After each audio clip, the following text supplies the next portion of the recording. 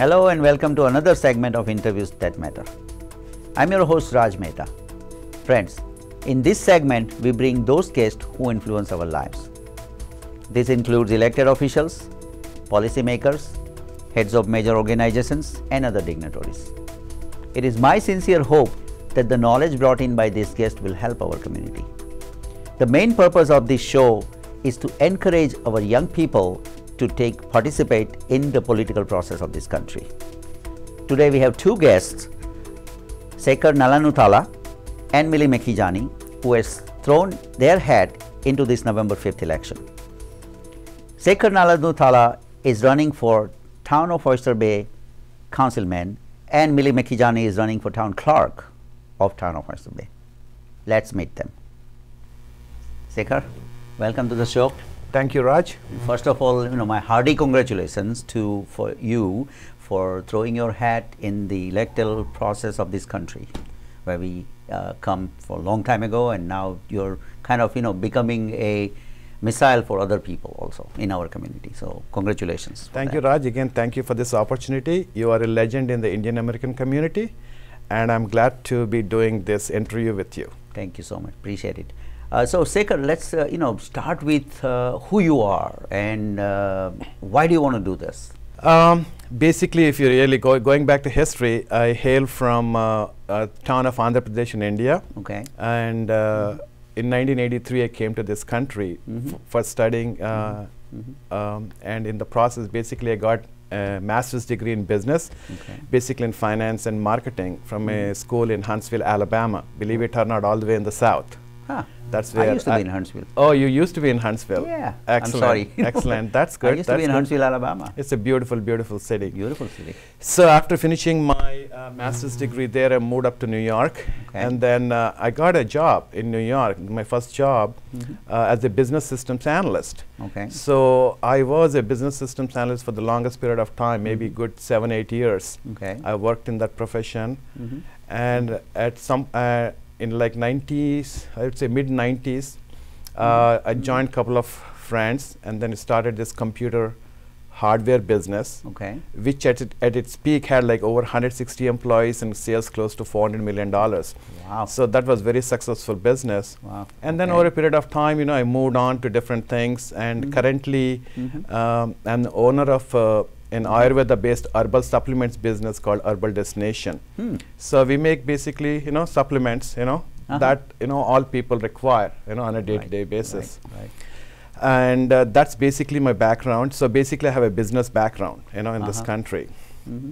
And when it comes to politics and why I'm in this, from the time I came to this country, Ronald Reagan was an inspiration to me. He was the president when I first came in. And then the country did fantastic under him. He was a Republican president. A lot of respect I have for him. And then again, under Bill Clinton, this country again prospered a lot. So these are basically my heroes. And at the local level, Tom Swazi, who is running for Nassau County Executive, has been a good friend of me and my family for past many years. And he was the one that came up with the idea, saying, you know what, Sekhar, one day he said, most Indians are successful people. They're either business people or professionals and successful, but generally do not venture into serving the community. And why don't you do that? Why don't you take this opportunity to try and run and do something for the community? And that is something I thought about it for a few days, and then basically I decided it is time for me to give something back to the country that gave me so much. At the same time, show to the younger generation of Indian Americans also that this is something they should be doing going forward. Okay, the election is on November 5th. Yes. Now tell us something that, how it works and like how many candidates, who you're running against. Tell us something about that. Right. See, Town of Oyster Bay, believe it or not, is a very big town. Actually, it has a population of like 293,000. It's larger than Buffalo, New York. And basically, the town has a budget of about $265 million.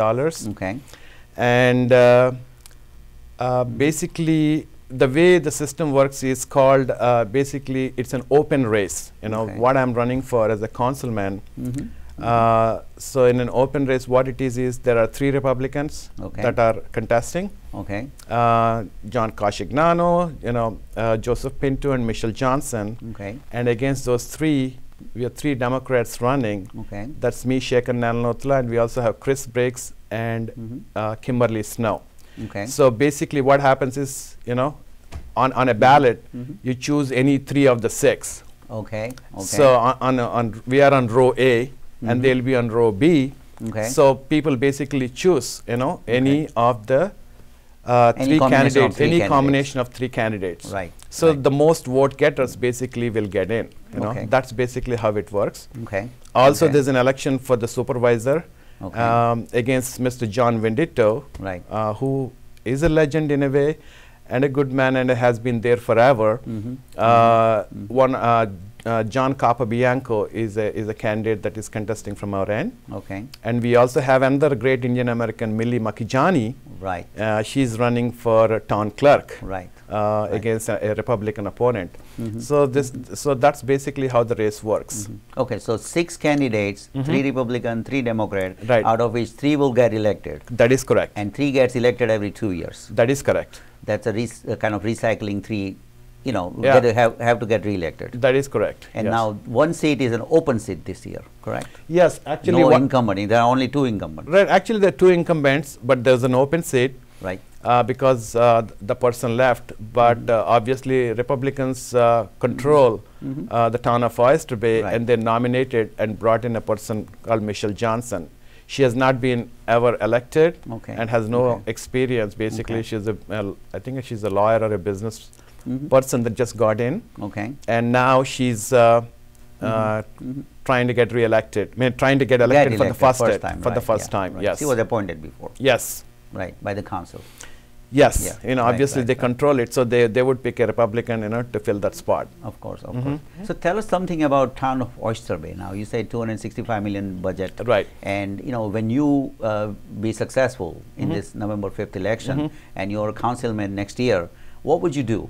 What are the problems, and how do you, I will explain basically about Town of Oyster Bay, but those audience that are watching, I would tell them my website nelanuthala.com has all the information as to why I'm running and what are the problems.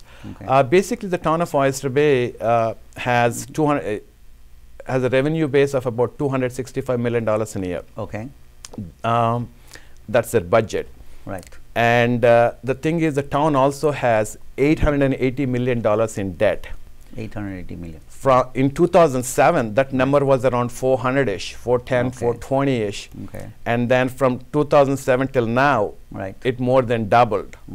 So this is not sustainable. Currently, what's going on is 35% of the revenue is being used just to pay the interest on the debt. Forget paying the debt. I don't think they would ever be able to pay the debt. They borrowed more and more money over a period of time, and then spent it, without thinking, how are we ever going to pay this debt? So over a period of time, they accumulated this, and now the town is in a fiscal crisis. Actually, I even say the town of Oyster Bay could be the next Detroit, filing for a Chapter 11, because if they do not control the spending and come up with a plan, the town is in trouble. So based on that fact, I decided I should run. And then did you ask me what would be what would you do as a councilman? Yeah, basically the thing is you have to improve. The couple of problems first of all happening in town of Oyster Bay as well as Nassau County. The demographics are changing.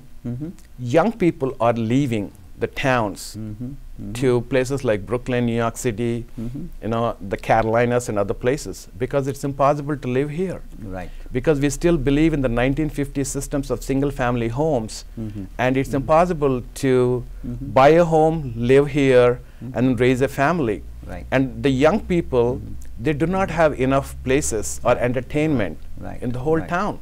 Every time something happens, I ask my kids, where do you want to go for dinner? They would always say Huntington Village, because it is so attractive that all the shops, young people walking around, there's so much excitement and buzz.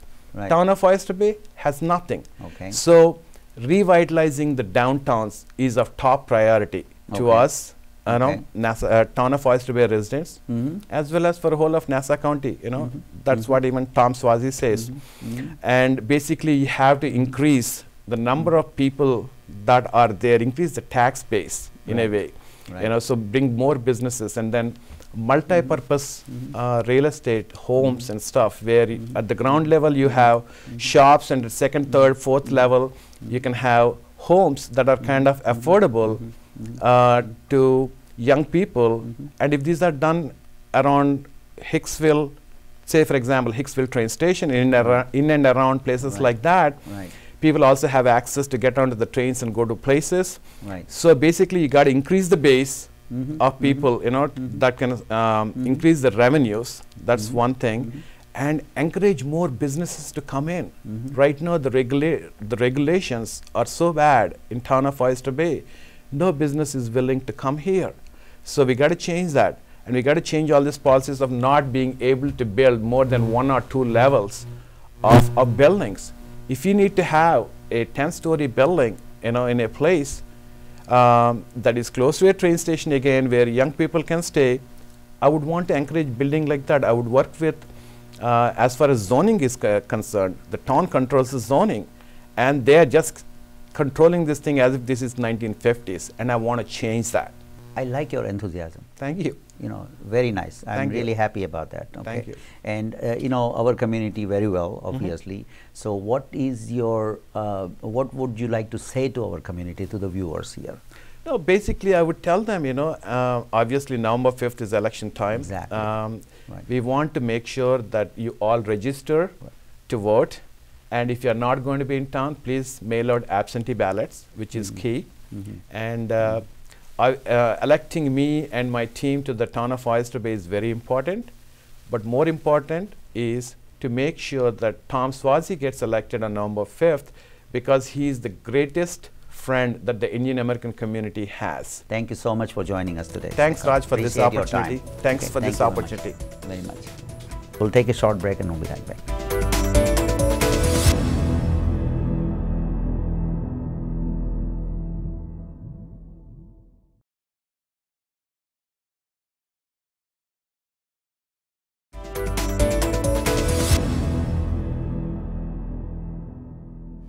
Mili, welcome to the show. Hi Raj, thank you for having me. Thank you for coming, and first, you know, congratulate to you for throwing your hat in the electoral process of this country. Thank you.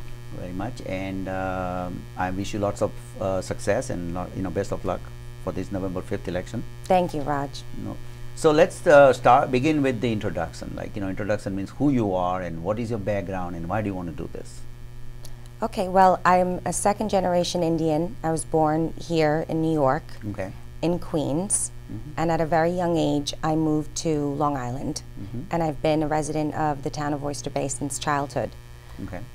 My parents were from India, and my mother was actually born in Pakistan in a place in Karachi called Sindh. So we're Sindhis, and after the partition, my family moved to India. So then they stayed in Bombay. And then they came here. I was born in Queens, and I've lived in the Town of Oyster Bay. I graduated from Jericho High School and, at 16 years old, and then I went to Hofstra University and attained my BBA in finance, and I minored in accounting. And after that, I decided to go to law school because I really wanted to help people, and I thought that law school would give me great opportunities. So I went to Toro Law Center in Central Islip. I graduated from there, magna cum laude, and after that I worked as a civil rights attorney protecting the rights of people for about 3.5 years. That's good. And from there I was appointed as an assistant law clerk to a justice of the Supreme Court in Nassau County. So basically there's the private sector of law and there's the public sector of law. And when you work in the public sector, you're actually working for the people. You're a public servant. Right. So I was a public servant for the last 3.5 years, working directly for a judge in Nassau County Supreme Court. It's completely different than private practice. Private practice, you're representing zealously the rights of a particular individual, and you're just representing that one side. But when you're in the court system, you have to find the middle ground between the two sides, and you have to bring them together, and you have to resolve conflicts and resolve disputes. So I had a lot of experience with that the last 3.5 years. Unfortunately, my term had to come to an end, and now I'm running for Town Clerk in the Town of Oyster Bay, and I'm also working part-time for a private law firm in Jericho, Catalano, Gallardo, and Petropoulos. And they specialize in medical malpractice defense and legal malpractice defense. So I'm doing that 3 days a week and campaigning 4 days a week. Wow. Busy. And I also decided to go back to teaching. So I teach as an adjunct law professor at Toro Law Center. I teach a new course called Electronic Discovery. Interesting. Which justice you were working on? Justice Randy Sue Marber. She also lives in Jericho. Right. She's on the Supreme Court bench for about 10 years now. Right. So why do you want to run now? I mean, were you involved in politics before, or like when you said 3.5 years in public as a, but basically in a court rather. In a court. Right. My first involvement in politics was when I worked in the court system. Okay. I became involved with other candidates' campaigns. So I got experience with getting the word out, getting the vote out. I got experience with the petitioning process and the whole political process as a whole. And I really liked it, and I liked what I saw my leaders doing. Okay. And I guess I was thinking about it throughout the time that I was a public servant. Good. So how do you think your background will help you in you're running as a town clerk with the office of town clerk? I think that my background would be very, very helpful for this particular position. Okay. I think I have the skills and vision to solve a big problem in the town of Oyster Bay. The town is in major debt. It's almost $1 billion in debt, and it's one of the wealthiest townships in the entire country. Right. So there's a problem here, and I think that it can be run more efficiently and effectively. So I plan to use my BBA in finance and my law degree to maximize efficiencies wherever they may be. I plan to conduct a top-down audit in order to cut any unnecessary expenses and to utilize the revenues that we generate in the best possible way that we can. And I also plan on listening to the concerns of the residents. I plan on streamlining the procedures so that we can respond to their concerns quickly and completely. So that's how I think my background would help. What are the functions of town clerk's office? I mean, just briefly. Town clerk has many different hats, where the commissioner of licenses, we're the secretary to the town board. We are the record keeper, so we maintain and archive all of the vital records. We're the Freedom of Information officer, so when a resident makes a Freedom of Information law request, that request needs to be processed, and we need to provide those documents to the resident. We also provide all types of permits and licenses for cars, boats, animals. So there's a lot of different hats and a lot of different aspects to the town clerk's office and the position itself. So let's talk about the nomination, right? You're nominated to run for the town clerk. What happens next? I just want to understand the process so that the viewers can also know the process. That's a good question. Right. So you're nominated by a party. I was nominated by the Democratic Party. Right. I'm honored and blessed to also have the cross endorsement of 2 other political parties, the Independence Party and the Working Families Party. Very nice, very nice. Congratulations. Thank you. So once you're nominated, right, you start this political campaign.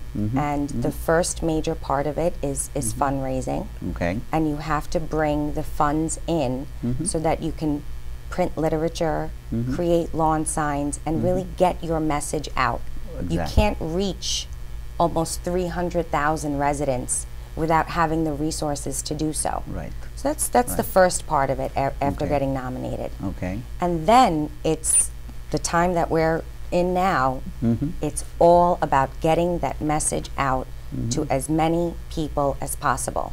And that's what we have to do. You have to phone bank to get on the phones, talk to as many people as possible, make personal connections with people.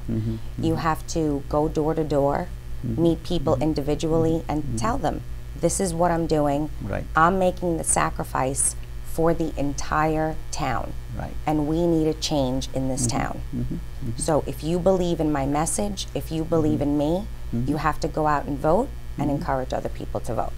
I think grassroots is also a big part of it. It is. You know, I mean, I have seen, you know, people who are running for first time, but because of the grassroots campaign that they created, knocking on the doors, they were successful. A lot of people, you know, forget that that's the most important thing. Connecting with the people. Talking to the people. The more people you talk to, they talk to 10 others, 20 others, and then they talk to 10, and that's how it works. Word of mouth. And it's all about word of mouth.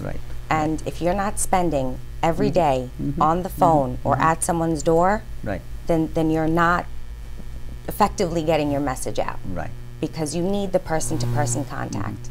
And you know, something like this, Raj, is great to get the message out, and also printed literature that you mail. So that's really what you do after you're nominated.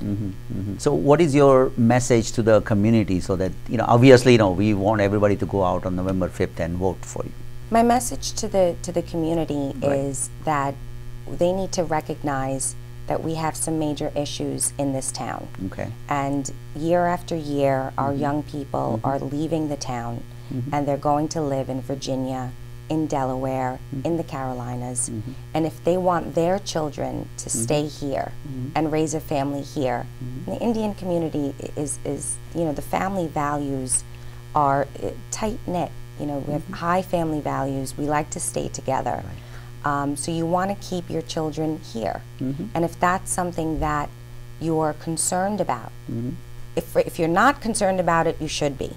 And if it is something that you're concerned about, the only way to fix that is to make sure you're electing people to public office that share your vision, that share your values. You know, Sekhar is a strong family man. I know he's concerned about his children being able to stay here after college, and I would be concerned about the exact same thing. You know, and in addition to that, you want your town to be run in an efficient and effective manner. There's a lot of wasteful resources. There's a lot of money being spent that does not need to be spent. There's a lot of ways you can cut unnecessary expenses and use available resources to keep the services status quo or increase them without decreasing the costs. It's one of the things I plan to do in the town clerk's office by taking advantage of technology. But you know, the message is really, there are problems here. We need a change in the town clerk's office. We need new faces, and that's why our entire slate needs to be voted in, and that's why Tom Swazi needs to be voted in on November 5th. Thank you so much. Appreciate your time. Thank you so much for joining us today. If you have any questions, comments, you can email me at rajmitv@gmail.com. That's again rajmitv@gmail.com. If you want to watch our prior shows, you can go on youtube.com/Infosys International. Again, that's youtube.com/Infosys International. Don't forget to go on November 5th and vote for Sekhar and Mili. Thank you and have a great week. Thanks. Thank you, Raj. Thank you very much.